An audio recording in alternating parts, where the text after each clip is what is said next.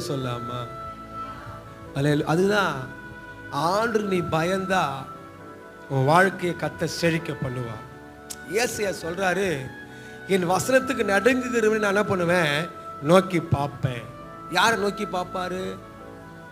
வார்த்தைக்கு நடுங்குகிற மனுஷன். எந்த மனுஷன் கர்த்தருடைய வார்த்தைக்கு நடுங்குகிறானோ, பயப்படுகிறானோ, அந்த மனுஷனை கர்த்தர் பார்ப்பார். இப்ப கர்த்தர் என்ன பார்க்கிறாருன்னா என் வாழ்க்கையே மாறி போகும். அல்லேலூயா. என்னை அவர் பார்த்துட்டா போதும், என் குறைவெல்லாம் நிறைவாகும். நான் யாரை தேடுறேன்? கர்த்தரை தேடுறேன்.